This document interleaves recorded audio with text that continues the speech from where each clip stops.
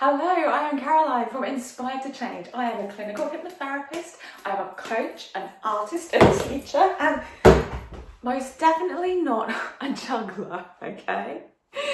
Now, over the past 6 years, I have made it my mission to empower others to take back control of their lives, to get unstuck, to find a way to thrive so that they can give the best of themselves to the world. And I do this by educating people about how their brain works and teach them how to get it working better for them. So why the juggling balls? Well, I'm going to be using these to explain to you how you can rewire your brain. Tap into the amazing resources that you've got up here so that you can achieve some awesome goals. So keep watching and find out how I'm going to do that.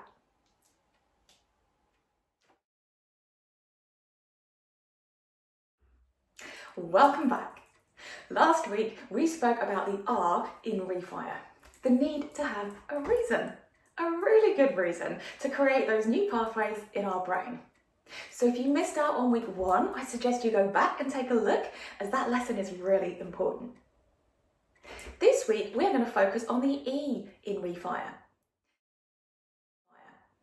The second thing we need to do when we're rewiring our brain to undertake any new activity is to engage. Firstly, you need to engage yourself in learning the task, and that is where that reason becomes really important. But learning something by yourself is so much harder than learning with someone else, no matter what level you're at. Take a look at any professional sports or business person at the top of their game, and you'll notice they will have a trainer or a coach or a mentor, or often all three. So why is this so important for us? Well, firstly, we need feedback. We can only see from our own perspective. Our brain does a fantastic job of filtering out what isn't important or relevant to us. We have something like 40 billion pieces of information thrown at our brain every second. 40 billion. Now, our brain can only process about 40 of these, which I still think is pretty impressive. But what that means is that our brain has to choose what it's going to let you see and which bits of information to let fall by the wayside. So our perspective on anything is only ever going to be a fraction of all of the information that's available. So a teacher, a coach, a mentor, they will be able to see things that we can't and guide us to learn from more than just our own brain's input. Feedback from someone else who already has the skill can also give you insights to help on your own learning journey as well. We also need accountability, someone who won't let us off the hook. This is where a little bit of challenge stress can be a great thing. The fear of being the one who doesn't show up and complete the task keeps us on track. We also need encouragement. Willpower is not a finite resource. We don't have an endless supply of it to keep us turning up and practicing every day. Willpower is just how much energy we have left available to our brain at any given point. And sometimes, let's face it, we're tired.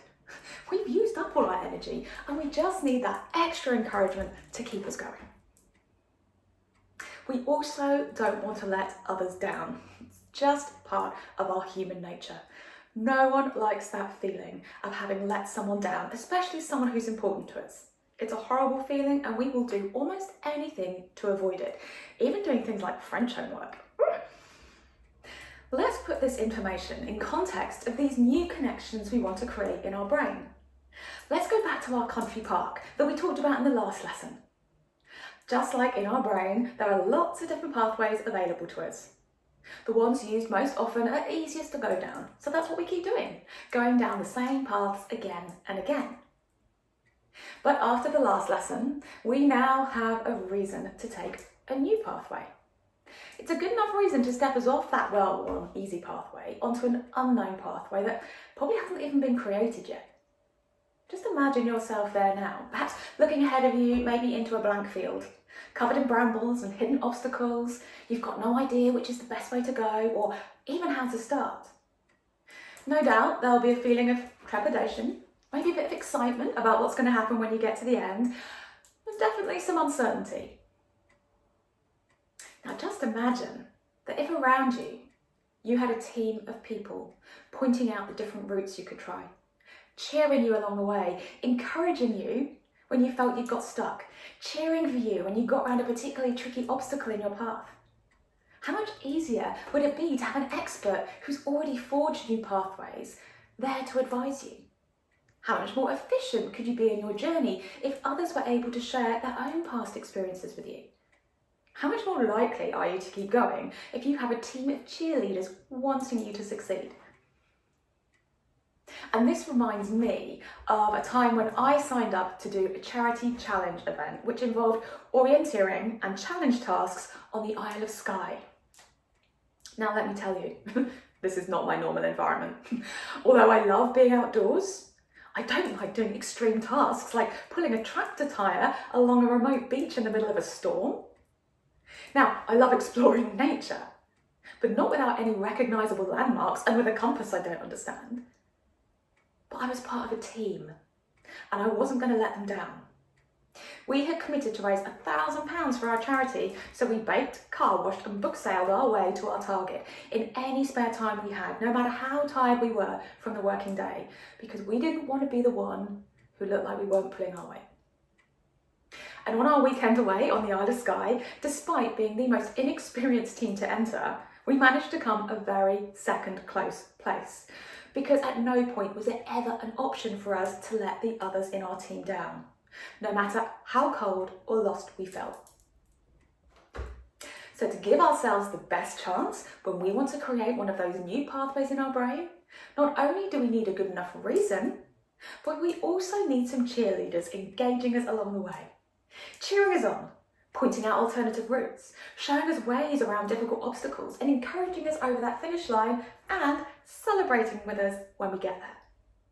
So this week, engage with a guide, teacher or coach. Find the right person. It might be someone online, on a YouTube video like I've been doing. Remember last week I said I had to watch a few different videos until I found the right teacher for me. You might have to do the same. Figure out who has your back as you're learning. Who are your experts, your cheerleaders or accountability buddies? Who's going to help you when you get stuck and make sure you keep going when it feels too tough or you've lost your motivation? Get your team in place and you'll find your journey so much easier, more efficient and more enjoyable. So, shall we check in and see how my journey's been going? Well, this subject of engage really made a difference to me this week. After I recorded last week's video, I got to thinking that the only real option for this week was for me to show you I could handle 3 balls. Otherwise, where was my progress? So I picked up 3 balls and I watched the video and I froze.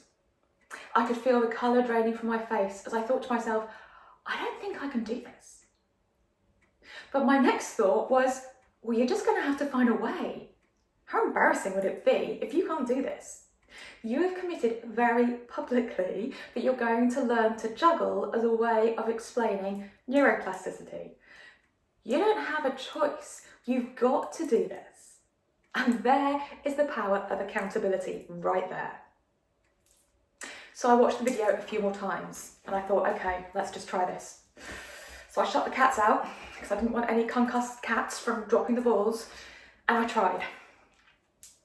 And the first 5 or so times, I could not let go of that 3rd ball. It stayed firmly in my hand, no matter how much I willed it to fly up into the air. Because those connections I'd been forging in my brain over the previous couple of weeks were for 2 balls, not for 3. So in order for me to move forward again, I was going to have to disrupt that connection. So I watched the video again and again and again. Oddly, it was still exactly the same. Nothing was different. But the next time when I tried to throw the balls, the 3rd one left my hand. I didn't catch it, of course, but suddenly something had jolted that connection enough to allow for a small change. I could do this. And once I realised that, it gave me the boost to keep trying so that I could finally catch it. And then my first cheerleader arrived, my husband, Mark, who can juggle, so he's also one of my experts. And I was so chuffed from the feedback he gave me that I wanted to get some more cheerleading. So I wanted to video myself and share it with the rest of my cheerleading team, my Inspire to Change team. So I practiced some more until I felt happy enough to record that video and share it. And it felt great being cheered along. 3 balls this week for the first time. Right then, come on Caroline, you can do this.